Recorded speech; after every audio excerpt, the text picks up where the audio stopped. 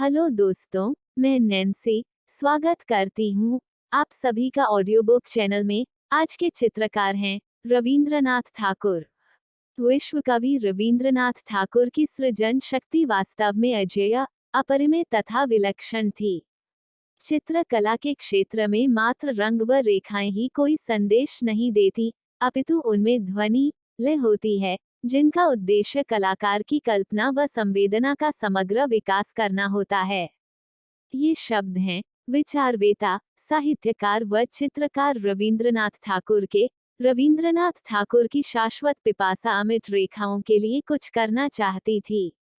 रविंद्रनाथ ठाकुर ने कहा था, अब तक मैं अपनी भावनाओं को साहित्य व संगीत में व्यक्त कर रहा हूँ, पर मेरी आत्माभिव्यक्ति के तरीके अपूर्ण रहे, अतः भाव प्रकटीकरण के लिए चित्रित रेखाओं का सहारा ले रहा हूँ।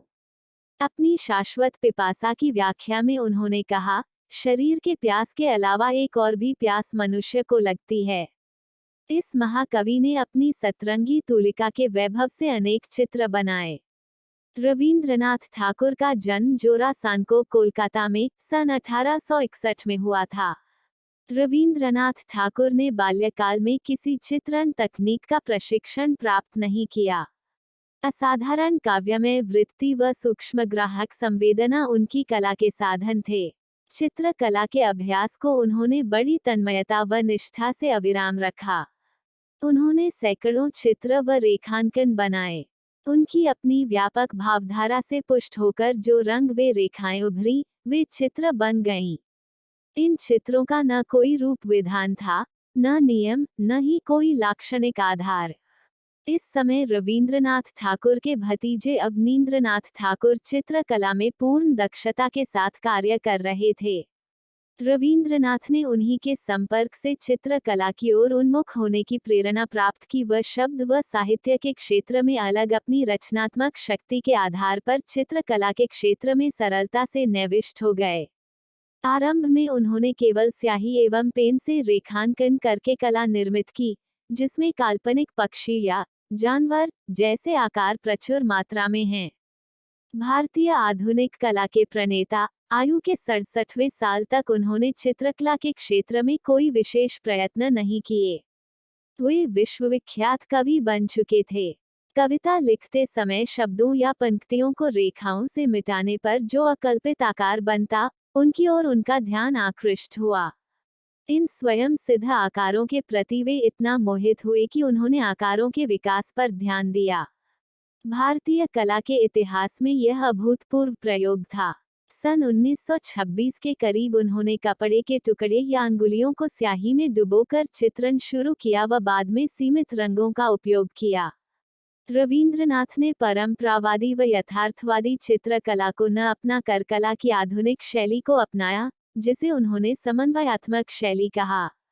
आरंभ में रविंद्रनाथ ने अपने चित्रण को खेलक्रीड़ा मात्र समझा, किंतु शीघ्र ही उन्हें अनुभव हुआ कि पांडुलिपि में किए गए रेखांकन से निर्मित आकारों में गूढ़ आत्माएं निवास करती हैं, जो पापी लोगों के समान मुक्ति पाने के लिए आक्रोश कर रही हैं। इस प्रकार उन्होंने आंतरिक जीवन की प्रेरणा से कला निर्मित की। स्वयं रविंद्रनाथ ठाकुर ने पांडुलिपियों में गलतियों को अपने लिए प्रेरणा माना है। वह लिखा है कि कुछ रेखाओं से शांत करुणा की अभिव्यक्ति होती थी, तो कुछ से रोष। मैं तब ये नहीं जानता था कि वे आकृतियां मेरी सौम्य कलात्मक अभिव्यक्ति के रूप में परिणत हो जाएंगी। एक ओर जहां उनकी चित्रकला को हम पाश्चात्य भारतीय आधुनिक कला के निकट पाते हैं, वहीं दूसरी ओर चाइल्ड आर्ट के करीब भी पाते हैं। विद्वान कला समीक्षक डॉक्टर आनंद कुमारस्वामी ने रविंद्रनाथ ठाकुर के चित्रों को not childish but child like बताते हुए लिखा है कि शिशु के द्वारा निर्मित चित्रों में मन की कल्पना का जो अपर्याप्त प्राचुर्य और जो मन में आया उसे चित्रण करने की सहज प्रवृत्ति मिलती है, उसे रविंद्रनाथ ठाकुर के चित्रों में खोज पाना कठिन है। उनकी कला किसी पूर्वाग्रह से बंधी हुई नहीं थी, बल्कि उनके चित्र किसी भी आग्रह से मुक्ति का प्रयास थे। टैगोर की कला रेखाओं और लयात्मक माधुर्य की परंपरा से संबद्ध रही है, जो भाव प्रवण एवं अभिव्यंजना कौशल से परिपूर्ण हैं। रवींद्र निर्बंध व स्वतंत्र चित्रकार थे। उनके चित्र नाटकीयता व आकस्मिकता से पूर्ण हैं। उनके चित्रों में मनुष्य व प्रकृति का घनिष्ठ संबंध परिलक्षित होता है। उनके व्यंजना प्रधान चित्रों का अपना वैशिष्ट्य है। उनकी आकृति भंगिमा, रूप व रेखा निराली है। उनकी सौंदर्य चेतना के पैमाने पृथक हैं।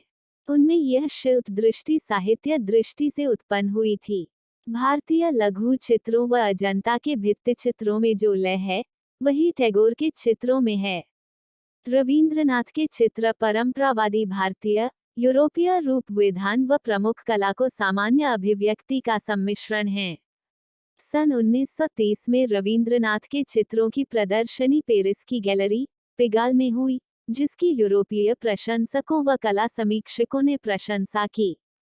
साथ ही यूरोप व अमेरिका की कला दीर्घाओं ने उन्हें खरीदा तो सभी आश्चर्याभिभूत हो गए।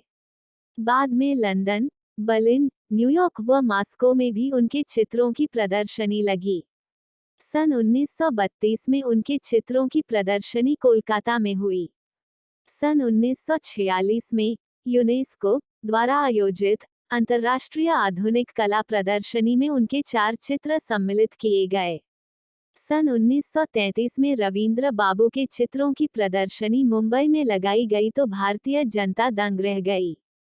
इन चित्राकृतियों से वे चिढ़ जाते, ये हमारी समझ से परे हैं, इस प्रकार के उद्गार व्यक्त करते हुए व्यंग्य कसते, पर उस प्रकार की आलोचनाओं की रवींद्र को कोई चिंता न थी।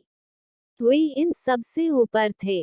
उनके चित्र स्वांतः सुखाए थे। उनके अवचेतन की अभिसृष्टि, उनकी अनियोजिका बुद्धि का कौशल। एक जगह उन्होंने लिखा है, लोग मुझसे मेरे चित्रों का अर्थ पूछते हैं, उद्देश्य पूछते हैं, उनके उत्तर में चित्रों की भांति मौन से ही दे देता हूँ। उनके चित्र अनंत विस्तृत मौन जगत का बिंदु मात्र हैं।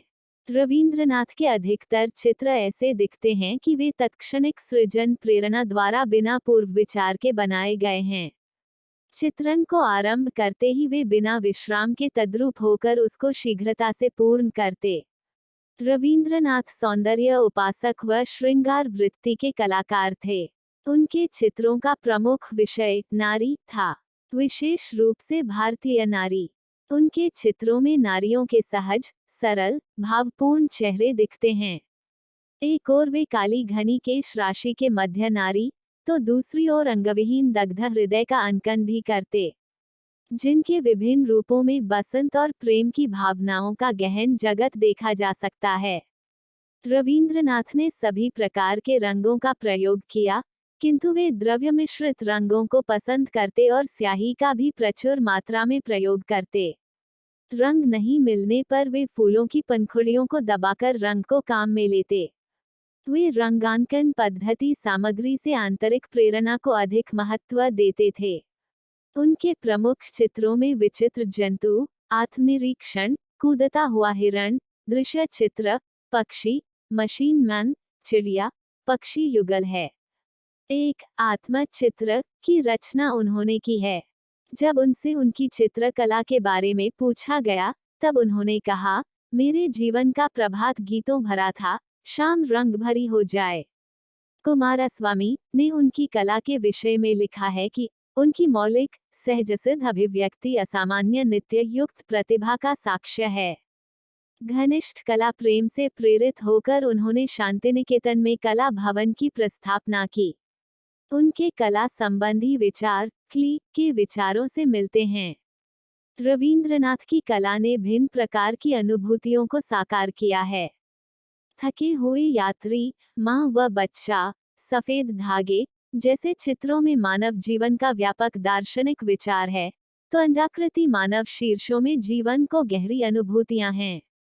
प्राचीन कानाफूसी जैसे चित्र स्मृति व्याकुल हैं, तो कई प्रकृति से घनिष्ठ संबंध की जीवंत झांकी प्रस्तुत करते हैं। रवींद्रनाथ को विश्व के अनेक आधुनिक शैलियों में कार्य करने वाले चित्रकारों से मिलने का सुअवसर प्राप्त हुआ। उन्होंने यूरोप की यात्रा की, तब फ्रांस के कलाकारों व समीक्षकों ने उनके चित्र देखे, तो पेरिस में प्रदर्शनी का सुझाव दिया। यह प्रदर्शनी बहुत सफल रही। रवींद्रनाथ जापानी व चीनी चित्रण पद्धतियों के अध्ययन के लिए जापान में 3 महीनों तक रहे। रवींद्रनाथ ठाकुर को आधुनिक भारत का प्रथम रचनात्मक चित्रकार माना गया है। रवींद्रनाथ एक समर्थ साहित्यकार, संगीतकार व कुशल चित्रकार भी थे। रवींद्र ने भारत में चित्रकला के क्षेत्र में क्रांति का सूत्रपात किया। केवल भारत में ही नहीं, अपितु संपूर्ण विश्व में उनकी नोबेल पुरस्कार प्राप्त साहित्यिक कृति गीतांजलि की अनुगूंज आज भी सुनाई दे रही है। उनका सृजन, साहित्य, संगीत व कला हमारे लिए अमूल्य सौगात हैं। दोस्तों, रवींद्रनाथ के विषय में बस इतना ही। मिलते हैं अगले वीडियो में। चैनल को सब्सक्राइब अवश्य करें। धन्यवाद।